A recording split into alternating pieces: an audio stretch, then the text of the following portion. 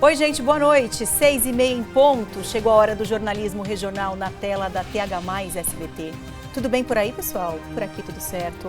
Hoje é segunda-feira, 15 de setembro. Veja os destaques da edição de hoje. São José dos Campos anuncia a ampliação da Zona Azul. Ilhabela discute a volta da cobrança da taxa ambiental. Defesa Civil alerta para baixa umidade do ar nessa última semana do inverno. Sejam bem-vindos, o TH+ Notícias começa agora.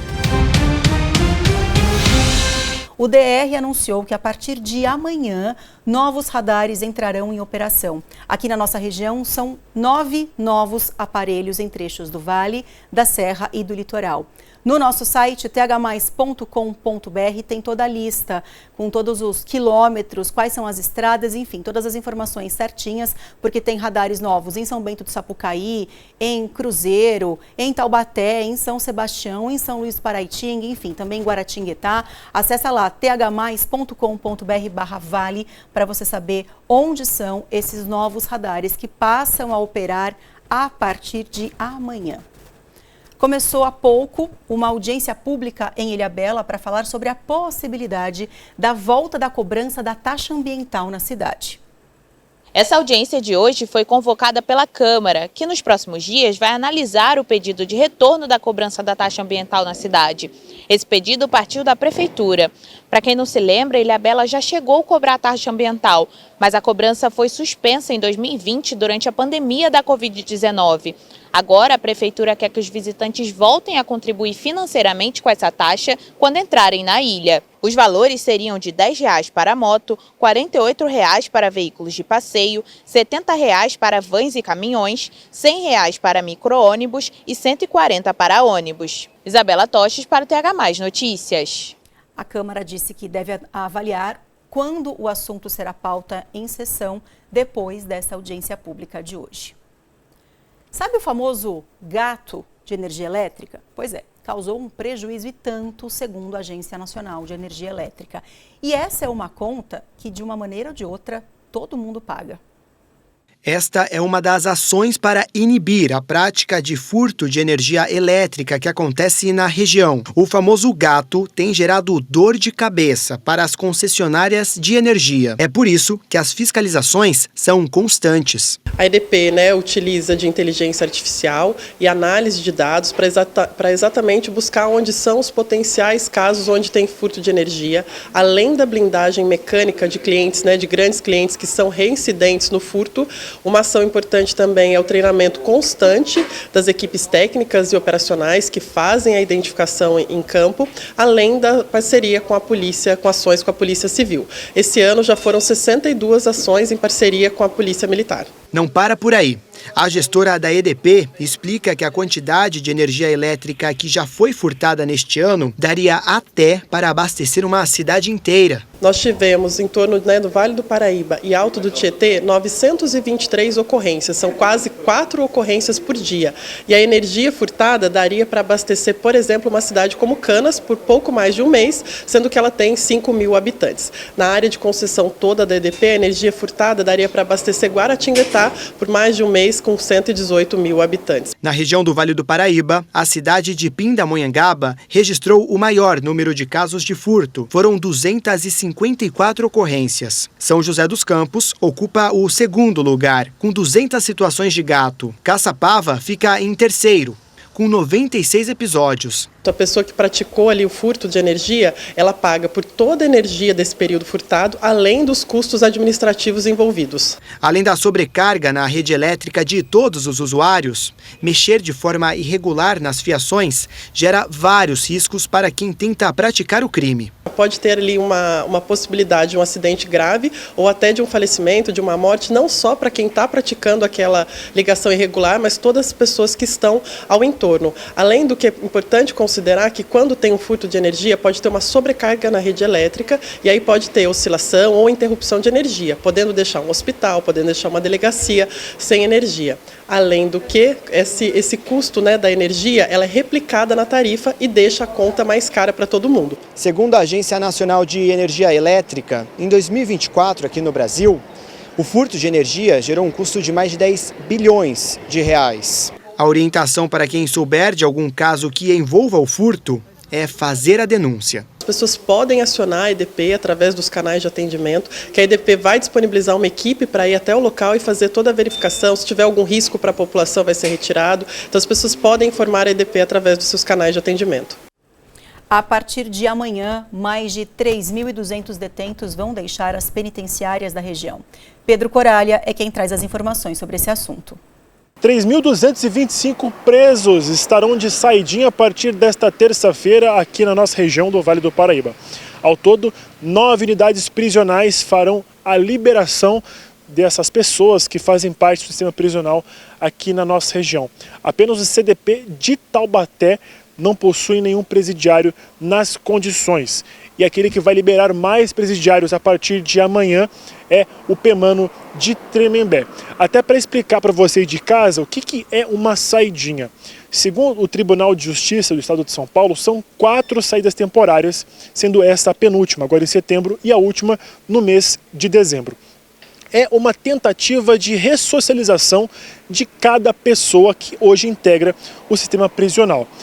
Existem alguns requisitos que essas pessoas precisam seguir. Se a pessoa é réu primária, ela tem que ter cumprido no mínimo 1/6 da sua pena e ter um bom comportamento. Se é um caso mais grave ou então ela é reincidente no sistema prisional, ela tem que ter cumprido ali 1/4 da pena e também ter um bom comportamento. Vale ressaltar que não são todos os presos que têm acesso a essa saidinha, como por exemplo Robinho, o Thiago Brenan, que agrediu outras mulheres, o motorista da Porsche, enfim, todos esses seguem presos, principalmente na P2 aqui em Tremembé. Mas existem outros presos conhecidos, como por exemplo o caso do Lindenberg, que matou a jovem Eloá há um bom tempo atrás, fez ela refém, assim como outros amigos. Ele tem acesso a essa saidinha a partir desta terça-feira.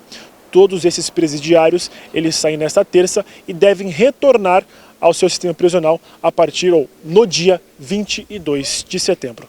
De São José dos Campos, Pedro Coralha. A Gerdau, em Pindamonhangaba, vai encerrar o trabalho no setor de cilindros. Com a decisão, cerca de 400 funcionários serão desligados até o fim do ano.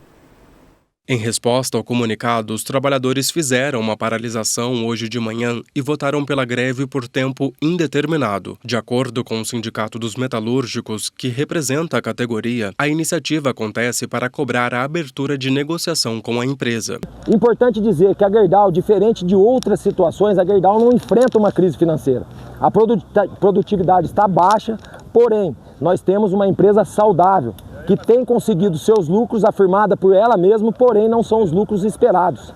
Então o que nós pedimos é uma negociação responsável, visando principalmente a manutenção dos empregos e lembrando que o sindicato é um sindicato de negociação, tem sempre muito respeito às negociações junto com a empresa e é o que nós esperamos para nós sairmos desse impasse. Segundo o sindicato, o fechamento do setor de cilindros vai causar a demissão de 400 funcionários, o que representa 20% do total de trabalhadores da empresa. Instalada há 15 anos em Pindamonhangaba, a Gerdau tem como aço seu principal produto. Eles são utilizados em diversos setores, como construção civil, indústria automotiva, maquinário e naval. Em nota, a Gerdau afirmou que a decisão reflete o cenário desafiador da indústria nacional do aço em função da entrada excessiva de aço importado e a estratégia da companhia de focar em ativos com maior competitividade e rentabilidade. A Gerdau reforçou que mantém diálogo constante com o sindicato e o seu compromisso no cuidado com as pessoas. Agora você vai acompanhar a denúncia de uma mãe. Ela diz que o filho, que sofre de esquizofrenia, foi agredido dentro de um hospital de São José dos Campos. A imagem impressiona. O vídeo mostra um paciente de 31 anos que sofre de esquizofrenia, sendo agredido por um enfermeiro de um hospital de São José dos Campos.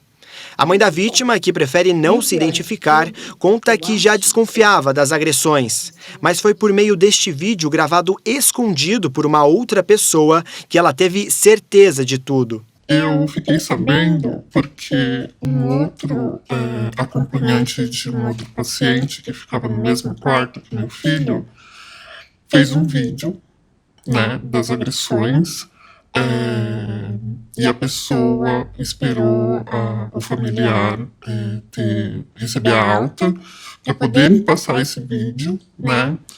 E quando eu vi, eu não acreditei no que a enfermagem fez com meu filho. Meu filho recebeu um mata-leão dentro do banheiro, socos, agressões físicas, agressões verbais.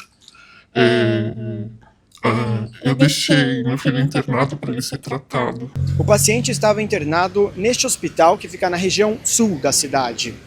O caso aconteceu em fevereiro e desde então toda a família fica com receio de precisar dos serviços da unidade hospitalar novamente. O advogado à frente do caso explica que um dos direitos universais de todo cidadão foi ferido neste caso, o direito à saúde. Se o hospital for privado, ela pode se socorrer das ouvidorias ou até mesmo das ouvidorias estaduais, municipais ou federais, de acordo com o hospital. Pode solicitar fazer um boletim de ocorrência perante a autoridade policial, caso tenha acontecido algum crime, ou até mesmo procurar a justiça buscando uma indenização pelos danos materiais ou morais. Além da forma de tratamento, outra situação chamou a atenção da mãe: os serviços básicos. Ela conta que muitas vezes era ela quem precisava dar o suporte que deveria ser função da enfermagem. Agora a família quer mudanças para todos os pacientes que passem pela unidade. A mãe pede mais humanização. Eu espero e eu peço que haja mudanças, né, no atendimento que não está humanizado no Hospital do Parque Industrial. É uma enfermagem totalmente desconecta e que exista uma reforma, né, nesse âmbito, para que não aconteça mais esse tipo de coisa, porque isso é destruidor. A agressão hospitalar é destruidora. A Prefeitura de São José disse que enviaria um posicionamento sobre esse assunto até o final da tarde, mas até agora isso não aconteceu. A partir de agora, mulheres vítimas de violência doméstica vão poder receber auxílio aluguel em Jacareí, mas para isso é necessário cumprir alguns requisitos. A princípio a gente estabeleceu R$600, porém pode variar se a gente olhar com foco habitacional. O programa Auxílio Aluguel, esse dispositivo está dentro do programa Auxílio Aluguel. Ele vai de 4 a 15 VRM, ou seja, a gente está falando de R$372 a R$1.380. Então a gente pode expandir esse valor a depender de caso a caso. Com isso ela vai junto à Secretaria de Assistência Social, CRAS, CREAS, está sendo inclusa nesse programa estadual. Vencendo os 12 meses, ela procura a Fundação Prolar. A gente já tem internamente articulado isso para que de forma automática ela já venha para a gente e com isso ela possa gozar de mais 36 meses. Então eu acho que é um passo importante justamente promovendo a liberdade daquela mulher vítima de violência doméstica. É importante ressaltar que precisa ter boletim de ocorrência, tá bom, pessoal, para dar entrada nesse pedido do auxílio em Jacareí. No próximo bloco tem a previsão do tempo e um alerta importante feito hoje pela Defesa Civil com relação à baixa umidade do ar. Essa semana, que é a última do inverno, deve ser a mais crítica. 6h49, eu volto já.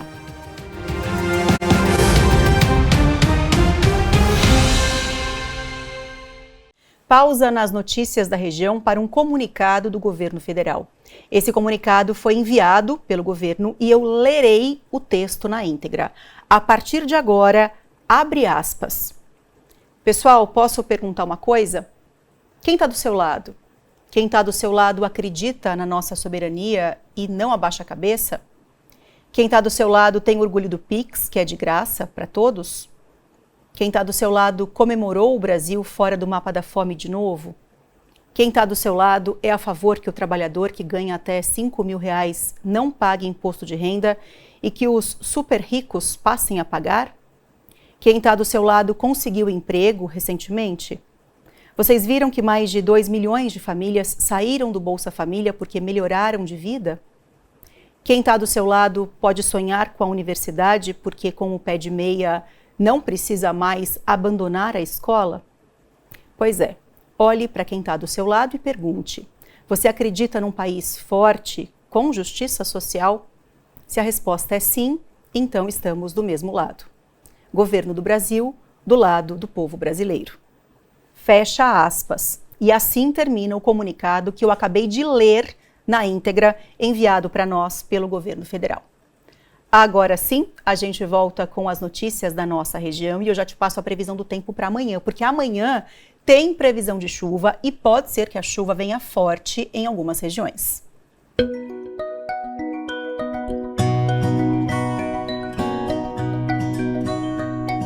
Em São José dos Campos, as temperaturas variam entre 13 e 29 graus.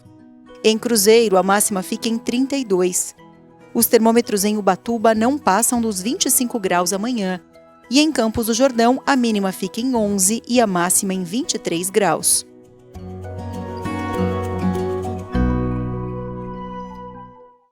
A notícia de possibilidade de chuva amanhã não faz a situação complicada com relação à baixa umidade do ar melhorar. Tanto que hoje a Defesa Civil do Estado montou o que eles chamam de gabinete de crise em São Paulo, porque eles consideram que essa semana tenha risco extremo para queimadas. Algumas, inclusive, já foram registradas no fim de semana e hoje também.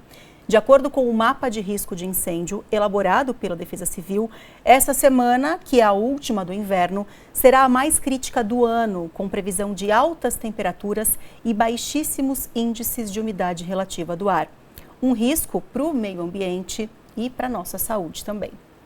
O Dia do Mateus, morador de São José dos Campos, sempre começa assim, com os medicamentos. Uma rotina que fica ainda mais pesada em meio ao tempo seco. Eu sinto que se agravou sim, né? Inclusive alguns casos, né, quando ataca a rinite alérgica, acaba até evoluindo para uma sinusite, né? Então tem se agravado sim com o tempo. Comecei a sentir o nariz escorrendo, bastante coceira no nariz, né? Incomodava bastante durante o sono, né? Era bem ruim. E ali logo quando eu percebi os primeiros sintomas, já procurei um médico, um otorrino, um especialista para começar a tratar, né? O Vale do Paraíba entrou em estado de emergência por causa da baixa umidade do ar. Segundo o INMET, em São Luís do Paraitinga, a umidade chegou a apenas 10%, considerado pior que o do deserto do Saara.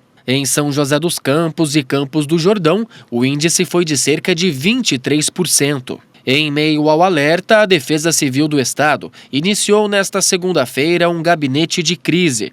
O objetivo é otimizar a resposta às ocorrências de incêndios, já que a última semana do inverno será a mais crítica da estiagem em 2025. A Defesa Civil sempre está alertando. Evitar queimar lixo, limpar, principalmente para quem mora na área rural, né? Evitar limpar o terreno com fogo, queimar lixo. Então, são vários cuidados que a Defesa Civil segue alertando a população, porque a população também tem que fazer a parte dela. Nessa época do ano, chamada de período de estiagem, que a gente sente o ar ainda mais seco. O movimento dos carros aumenta a poluição. Sem chuvas, esse ar não se renova, as impurezas ficam presas, se concentram. E aí fica difícil respirar, principalmente para crianças, idosos e pessoas com doenças crônicas. Primeiro que o ar mais seco é mais difícil de respirar, o nariz tem que trabalhar mais para tentar filtrar esse nariz, então ele começa a ficar mais congestionado, ele resseca mais e até as próprias secreções, nariz, do olho e da garganta, eles ficam mais ressecados, grudando por mais tempo. Lembrando que estamos numa região que tem muita indústria, muito carro e temos uma carga de poluição muito alta, fora as queimadas que começam nessa fase do ano. Então tudo isso junta mais material particulado que vai irritar mais. O médico explica que, felizmente, alguns hábitos podem amenizar os sintomas. Um bom consumo de água, pacientes que às vezes tomam remédios que secam mais a boca. Esses pacientes têm que tomar um cuidado redobrado no consumo de água e de alimentos leves e com bastante líquidos, como frutas, saladas, principalmente nessa fase do ano. Além disso, os que vão fazer hidratação de óleos, então os colírios hidratantes, o soro fisiológico, também vão ajudar a amenizar e também, você falou do umidificador e também da bacia d'água, da toalha molhada. O tempo seco deve continuar nos próximos dias. Por isso, com o gabinete de crise, a Defesa Civil espera minimizar os prejuízos causados pela estiagem. A previsão é que até dia 22 nós temos o predomínio desse tempo mais seco, essa ausência de chuvas e depois desse período, a gente já começa a ter um aumento das temperaturas, maior incidência de chuvas e um tempo um pouquinho mais úmido. Enquanto a umidade não melhora, a população segue tentando driblar os sintomas. Rouquidão, tosse, né? Se fica muito seco, nossa, e a pele também, né? Fica precisando de mais creme. Verdade, a gente sofre e sofre muito.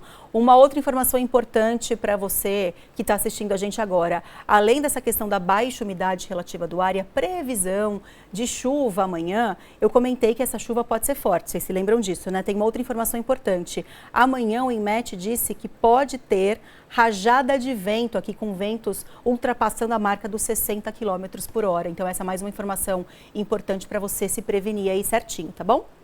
Atenção você que quer turbinar o seu currículo e fazer um curso de graduação. Hoje o Centro Paula Souza abriu as inscrições para o vestibular da FATEC. Para a nossa região, são mais de 1.000 vagas. As vagas são para os polos de São José dos Campos, Taubaté, Jacareí, Pindamonhangaba, Cruzeiro, Guaratinguetá e também lá no litoral norte, em São Sebastião. Os cursos são os mais variados, desde gestão empresarial, manutenção de aeronaves e também engenharia de produção. E o polo com maior número de vagas é aqui de São José dos Campos, com 220 oportunidades. E atenção, as inscrições elas devem ser feitas até o dia 7 de novembro, exclusivamente pelo site da FATEC. Nós publicamos também uma matéria no nosso site, no thmais.com.br/vale, com todas as informações para você que está interessado em se cadastrar em uma dessas oportunidades, saber os critérios, o que precisa fazer, né, nessa inscrição. Então é só conferir no nosso site também que você vai saber a lista completa de vagas e o que precisa fazer para se cadastrar. De São José dos Campos, Jefferson Santos. Pausa rapidinha para chamar o intervalo comercial. No próximo bloco tem dica de saúde e também a gente te mostra como foi o Festival das Cores em Pindamonhangaba. Volto já.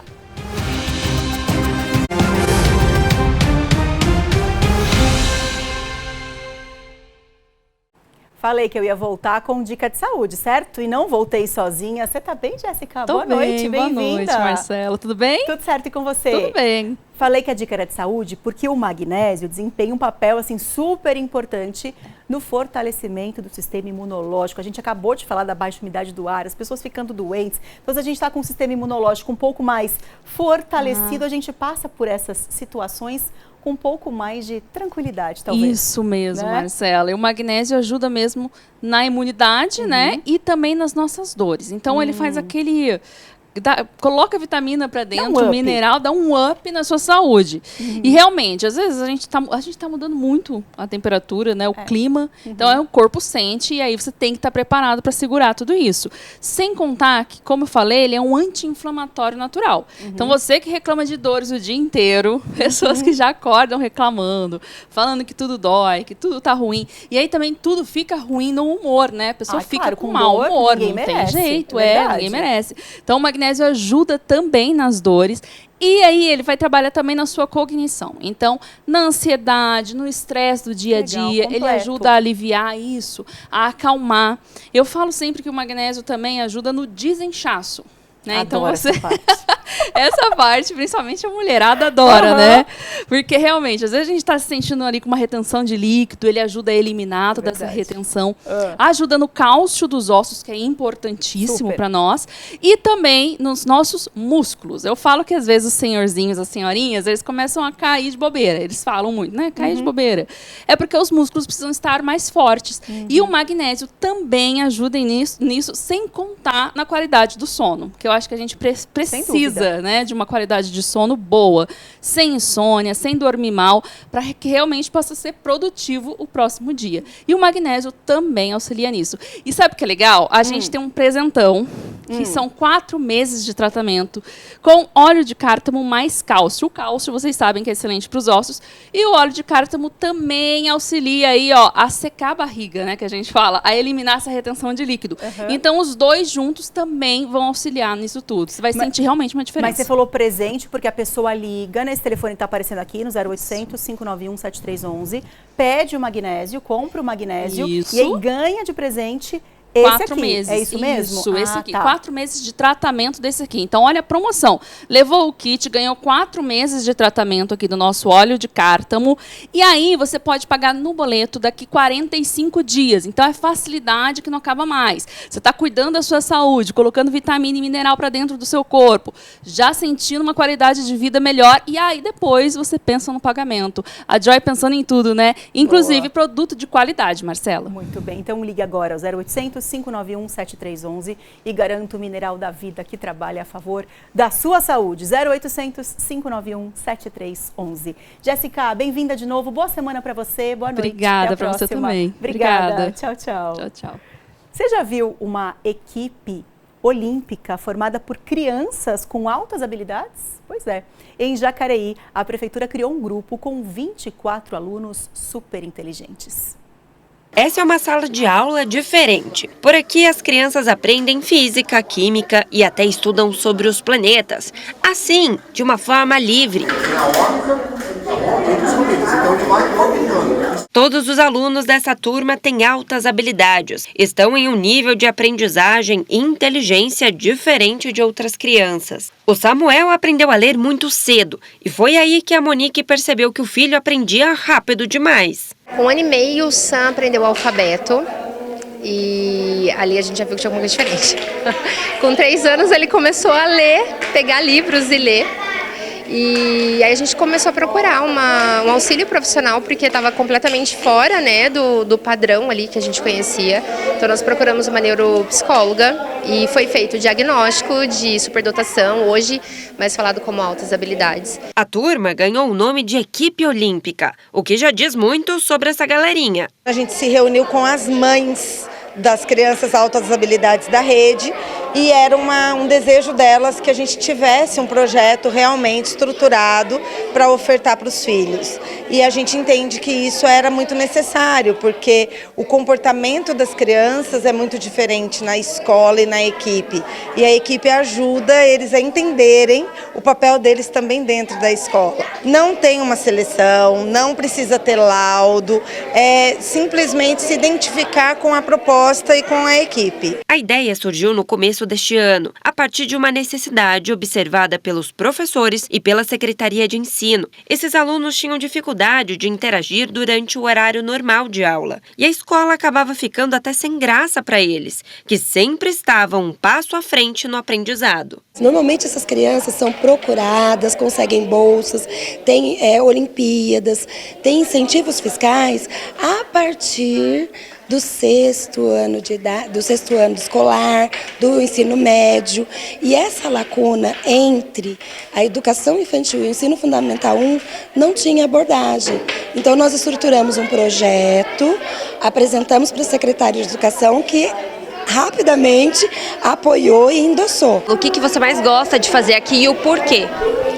Aqui eu gosto de fazer as provas, gosto das brincadeiras, bastante coisa, porque a gente pratica e aprende mais ainda. Atualmente são 25 alunos de escolas públicas e privadas que fazem parte desse projeto. Aqui eles aprendem de forma lúdica e bem interativa, mas estudam bastante, viu? Tem aluno que participa de Olimpíadas e já levou até medalha para casa. Eu acho muito importante eu participar dessas Olimpíadas, estudar. E aqui a gente sempre faz essas Olimpíadas. E essa medalha é a prova disso. São poucos alunos na rede já laudados com superdotação, mas é muito importante que a gente entenda um pouco do mundo deles e oferte para eles um pouco dos desafios que eles precisam. Porque dentro da sala de aula eles não se sentem desafiados e estimulados o suficiente. Então eles têm esse momento aqui que acaba melhorando todo o comportamento na escola, fazendo com que eles entendam que na escola eles são um pouquinho diferenciados, mas que eles vão ter o momento dos desafios e como eles devem se comportar lá também. Belezinha. O famoso Festival das Cores na Fazenda Nova Gokula, em Pindamonhangaba, foi nesse fim de semana e o evento atraiu muitos visitantes. 2, 1, viva! Toda esta alegria toma conta de quem participa do Festival das Cores na Fazenda Nova Gokula, em Pindamonhangaba. As amigas Larissa e Manuela vieram até a comunidade Hare Krishna a convite da Clara, que já conhecia. As meninas viram a propaganda no Instagram e eu falei, nossa, vamos, né? É legal, eu já vim com as minhas amigas. Uma experiência diferente, uma coisa nova do que está no nosso cotidiano, né? Nessa edição, os organizadores tinham muito o que comemorar. É que o festival está completando 10 anos, sempre na chegada da primavera, como explica o responsável. E essa é uma diversão também, que a gente fala que todo mundo vira criança nesse momento, que está todo mundo brincando com o pau colorido. Então, a gente acredita no potencial do festival de tentar mudar um pouco esse jogo. Este grupo de ciclistas não perde um festival. Só no pedal já tem uma energia e quando a gente se encontra aqui nesse dia tão especial, aumenta mais a nossa energia. O festival, que marca o início da primavera, acontece em Pindamonhangaba, mas segundo a organização, a ideia é levar a magia do role para outras cidades da região. Ano passado a gente foi para Ubatuba e São José dos Campos. Esse ano a gente espera também ir para Taubaté e outras cidades por perto. Então a ideia é expandir o festival com esse modelo que a gente criou para mais cidades e ter o apoio das prefeituras e poder sediar o evento também. Viva Arão!